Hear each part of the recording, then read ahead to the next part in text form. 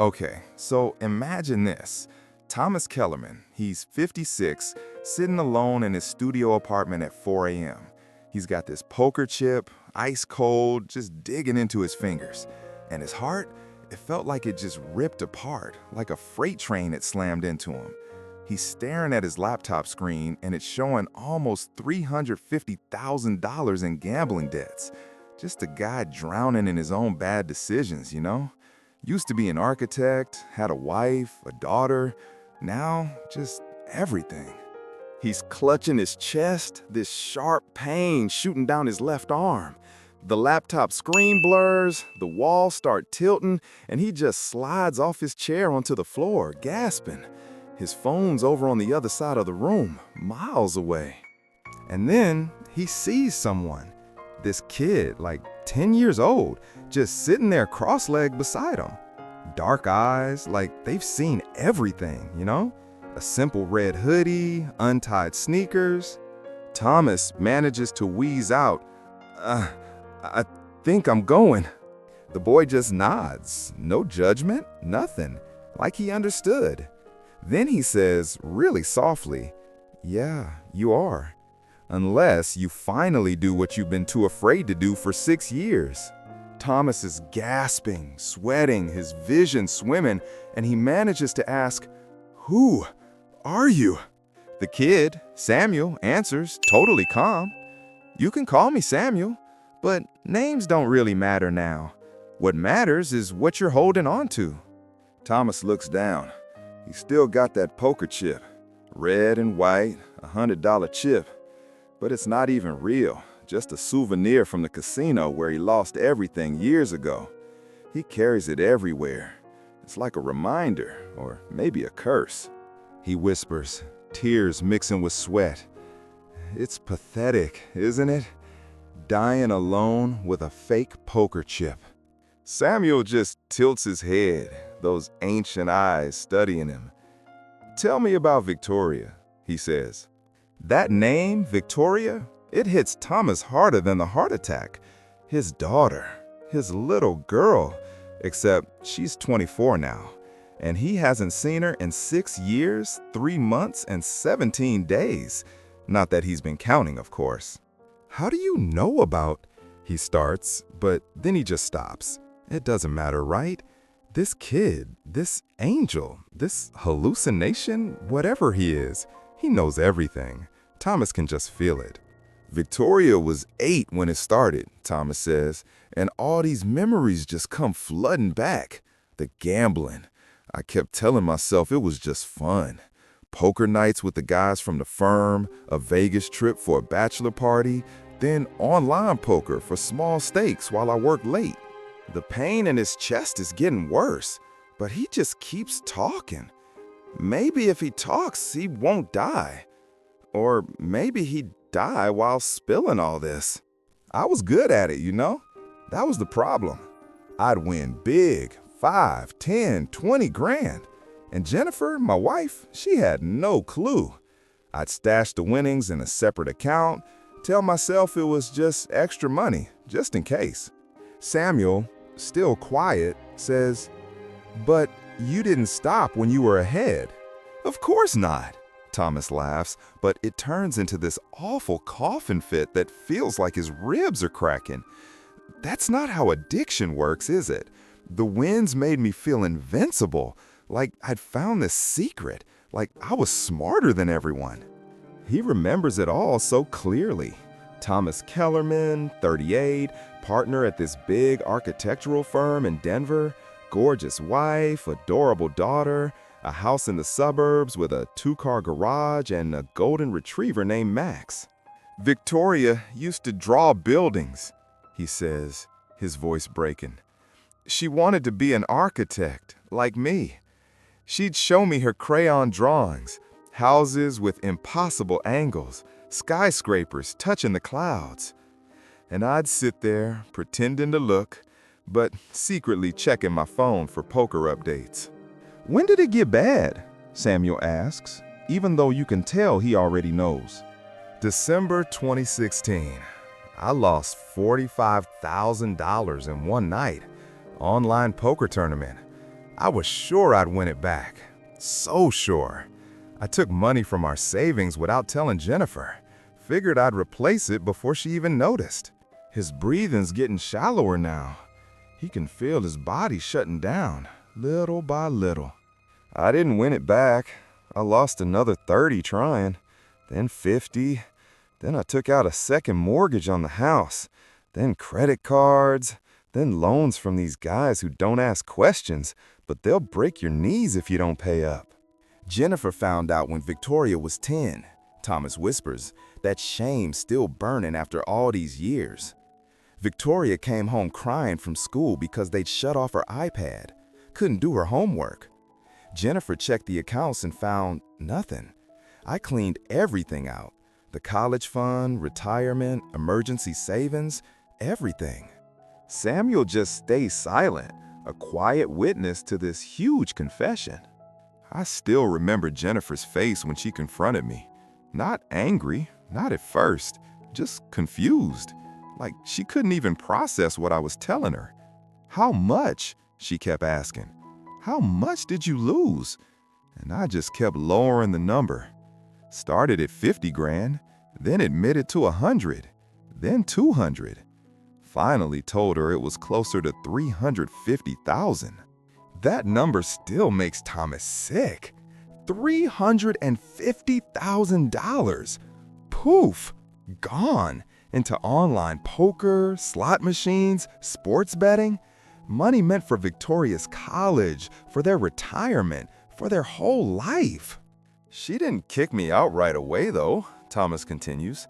She gave me a chance, one chance. I had to go to Gamblers Anonymous, get therapy, get clean, and God, I tried. I really did.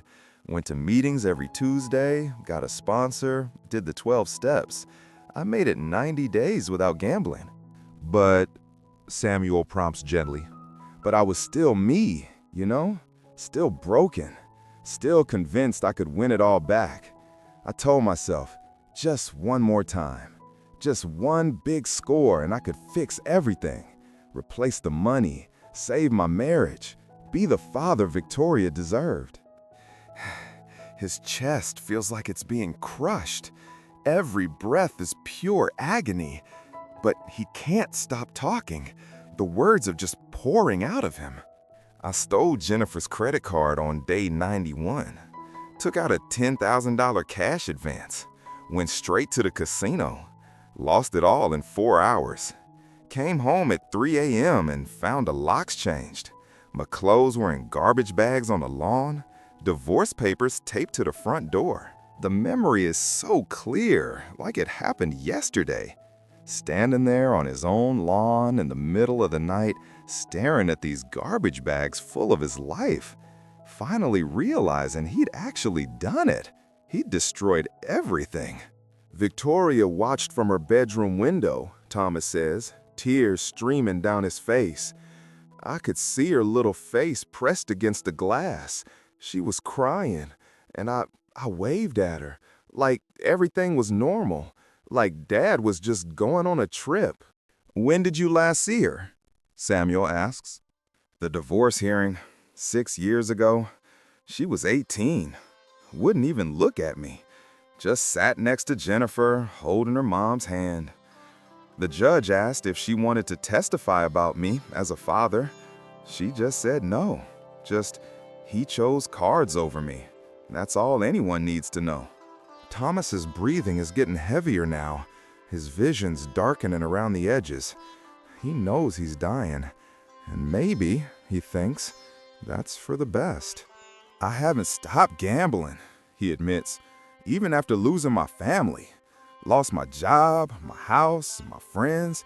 I've been evicted 4 times in 6 years, living in this crappy studio apartment that just smells like cigarettes and failure. And I still gamble. Every dollar I get, welfare, odd jobs, selling my stuff, I gamble it. Why? Samuel asks. Just simply. Because it's the only time I don't feel like myself, Thomas whispers.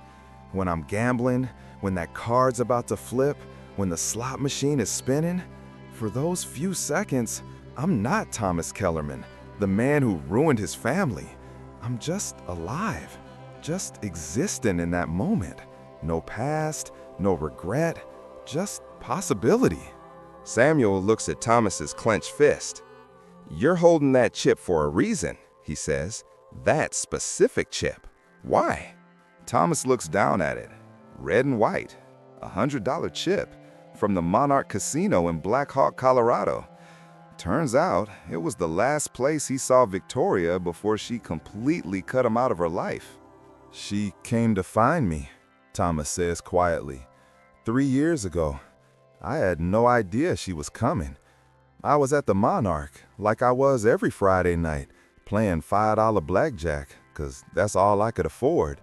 And I looked up, and there she was, standing across the table, 21 years old, beautiful, just like her mom. "What did she say?" Samuel asks. "She didn't say anything at first, just watched me play, watched me lose hand after hand. Finally, she pulls out an envelope, puts it on the table in front of me, said, 'Mom made me promise not to contact you, but I needed to tell you myself.'" Thomas's voice just completely breaks. She was getting married. Guy named Eric. Good man, she said. An accountant, stable, everything I wasn't. The wedding was in 2 months. She wanted to invite me but couldn't. Said her mom would never come if I was there. Said her fiance's family didn't know about me. Said it would just be easier for everyone if I stayed away. "What was in the envelope?" Samuel asks, even though he clearly already knows. Money. $5,000. Her entire savings from her first real job. She said, "This is the last time I'm going to try to save you. Take this money, don't gamble it. Get help, real help. Get clean. And if you do, if you really, truly get clean and stay clean for a year, call me. And maybe, just maybe, we can start to rebuild something." Thomas looks at the poker chip, then back at Samuel. I walked out of the casino with her. We sat in my car, this old '98 Honda Civic that barely ran. We talked for 2 hours, really talked, for the first time in years. She told me about her job, about Eric, about her life, and I told her I'd do it. I promised her, swore on her grandmother's grave, I'd get clean. I'd be the father she deserved. I'd be at her wedding, walking her down the aisle like I should have been all along. "But you didn't," Samuel says softly. "I lasted 11 days, Thomas admits, the shame hitting him worse than the heart attack. 11 days. I put the money in a savings account, went to GA meetings, got a new sponsor, got a job washing dishes at a diner. I was actually doing it, really doing it." "What happened on day 12? "I saw a commercial, just some stupid commercial for a casino, and I thought, just one night, just to celebrate making it 11 days. I'll take $100, just 100, and when I win, I'll put it back in savings. Victoria will never know." Thomas's whole body's shaking now. He can't even tell if it's from the heart attack or the memory. "I lost 100, then 200, then 500. By 3 a.m., I'd gambled away every single dollar Victoria had given me. $5,000, her entire savings, her last attempt to save me. Gone. This chip," Thomas says, looking at it, "that was the last one I had when the money ran out. I kept it, told myself it was a reminder of what I'd lost. But really, it was something else. It was proof that I'd never change, that I'd always choose the gamble over my daughter." Samuel stands up, and the dingy apartment just seems to fill with this soft light, like dawn slowly breaking. "Thomas Kellerman, do you want to live?" It's such a simple question, but impossible to answer. Does he? Like this? In this apartment? With this life? All these regrets? "I don't know," Thomas admits. "What's the point? Victoria hates me.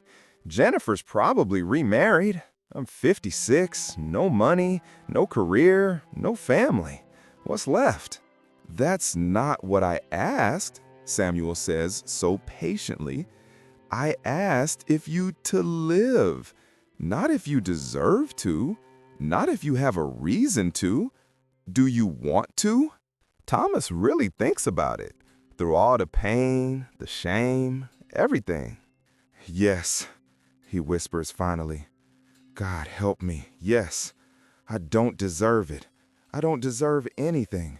But yes, I want to live. Why? Because, Thomas struggles for the words. Because I never said goodbye. I never told Victoria she was right to cut me off, that she was smart and strong and everything good that I wasn't. I never told her that losing her was the right thing, that she deserved better than me. I never told her I was proud of her for being strong enough to walk away. Samuel nods slowly. And what about the gambling? Thomas looks at the chip in his hand. Really looks at this piece of plastic that represents everything he lost. I need to let it go, Thomas says. Not just the chip, all of it. The fantasy that I can win it back, the belief that the next hand will change everything, the lie that gambling is the only time I feel alive. Can you? Samuel asks. Can you really let it go? Thomas's hand is shaking. The chip feels so heavy, like 1,000 pounds. Every cell in his body is screaming at him to hold on to it, to keep that door open, to believe that maybe, someday, he could walk back into a casino and everything would be different. But it wouldn't. It never would. I can let it go, Thomas says, and for the first time in 7 years, he actually believes it. He opens his hand. The chip falls to the floor, bounces once, and rolls away into the shadows. The moment he does, something shifts. The crushing pressure in his chest eases slightly. Not gone. The heart attack is still very real, but it's different, bearable. Now what? Thomas gasps.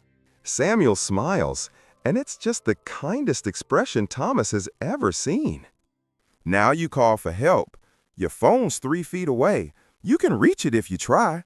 And when the paramedics come, when they ask if you have anyone to call, you tell them Victoria. You tell them to call your daughter. And you tell her the truth. What truth? That you're dying. That you let go of the chip. That you don't want forgiveness. You don't deserve it.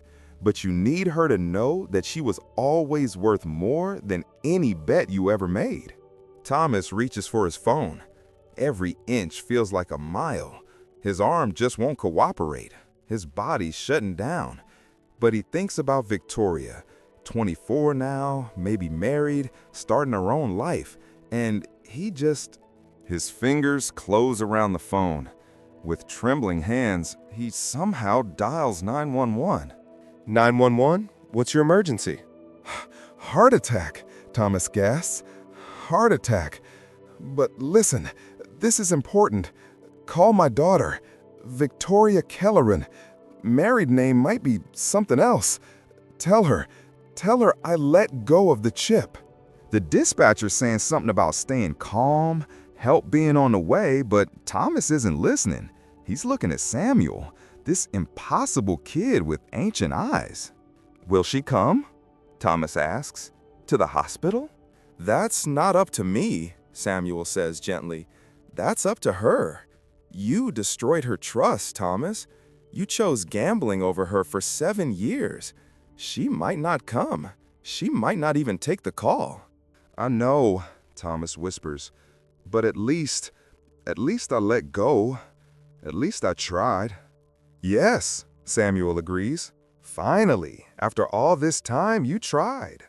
The sirens are getting closer now. Thomas can hear them through the thin walls.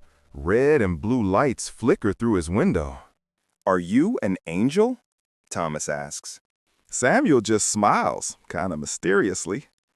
I'm whatever you need me to be. For some people, I'm comfort. For others, I'm judgment. For you, I'm the push you needed to finally drop the chip. The paramedics burst through the door, shouting medical stuff, moving so efficiently. They swarm around Thomas, checking his vitals, starting IVs, getting him ready to go. Through it all, Samuel just stands in the corner, watching. As they load Thomas onto the stretcher, he catches one last glimpse of the boy. "Thank you," Thomas mouths silently. Samuel nods once, then just sort of fades into the shadows, leaving only that dropped poker chip on the floor, like evidence that something impossible just happened here. Okay, so Thomas, he survived the heart attack. Barely. Doctor said it was a miracle, really. He'd been dead. But he held on long enough for the paramedics to get there, shock his heart back into rhythm, long enough for a second chance he absolutely didn't deserve. He wakes up 3 days later in the ICU, tubes everywhere, monitors beeping. First thing he sees is a woman sitting in a chair beside his bed. Victoria. She looks different now. Older, tired, but still beautiful. Her hair's shorter, she's wearing a wedding ring. She's got her mom's eyes, but you know, her dad's stubbornness. "Hi, Dad," she says quietly. Her voice isn't warm or cold, just careful. "You came," Thomas whispers, his voice all hoarse from the breathing tube they'd just taken out. "The hospital called," she says. "Said you'd specifically asked for them to contact me. Said something about a chip?" Thomas closes his eyes. The memory of that night, the kid, the conversation, the choice, it feels like a dream. But the empty space where the chip used to be in his pocket, that feels very real. "I let it go," he says simply. "Finally let it go." Victoria's quiet for a long moment. "I'm not here to forgive you," she says finally. "I can't. Not yet. Maybe not ever.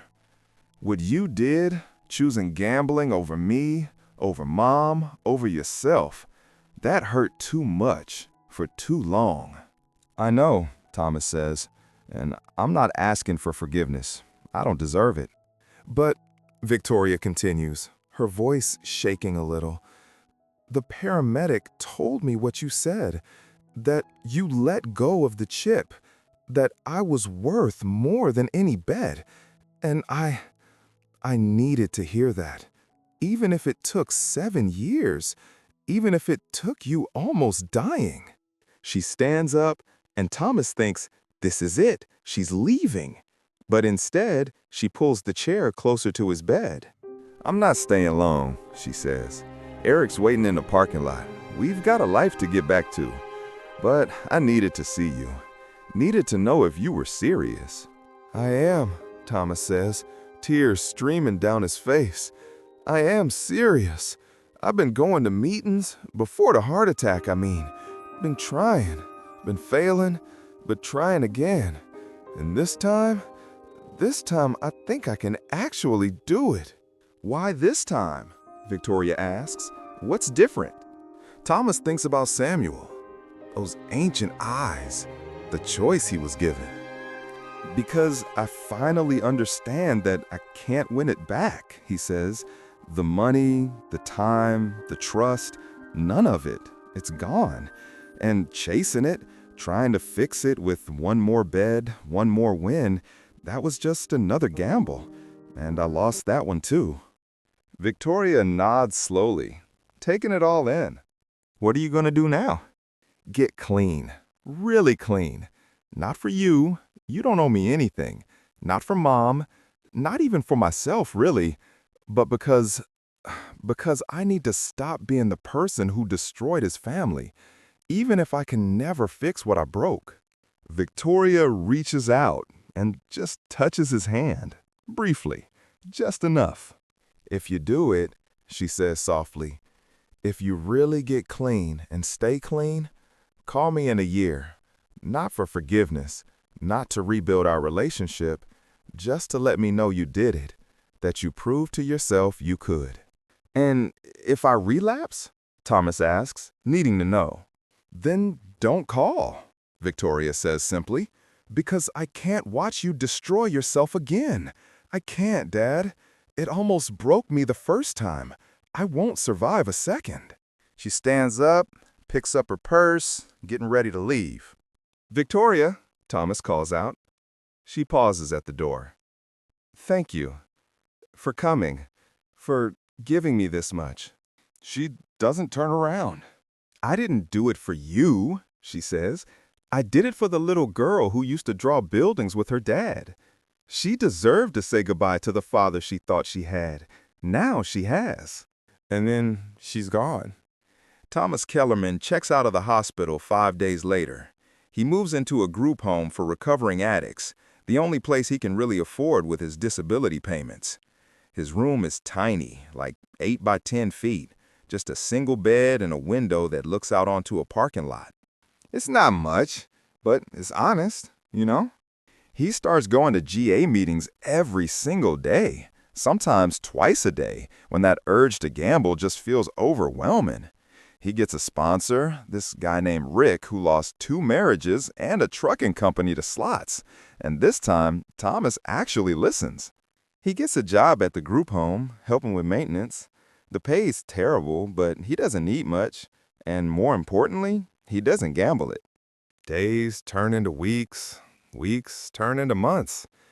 Each night, he goes to bed without placing a single bet, without checking a sports score with money on the line, without feeling that rush of maybe this time. And it hurts. God, it really hurts. The absence of gambling leaves this massive hole in his life, like the Grand Canyon. Some days, the urge is so strong he has to literally sit on his hands to stop himself from reaching for his phone. But he doesn't gamble.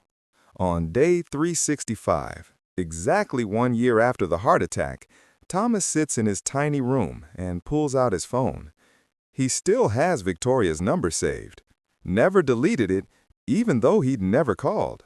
He types out a message. 1 year clean. Not asking for anything. Just wanted you to know I did it. Love, Dad. He stares at that message for 10 minutes before finally hitting send. 3 hours later, his phone buzzes. A single word from Victoria. Proud. Not, I forgive you. Not, let's rebuild our relationship. Just proud. And that was enough. That was more than enough. That night, Thomas lies in his small bed and thinks about the boy with ancient eyes, about Samuel, who just appeared when Thomas needed him most and pushed him to finally let go of that chip. He never saw the boy again, but sometimes in those quiet moments between urges, Thomas can still feel that presence, that gentle push toward being better, even when being better seems impossible.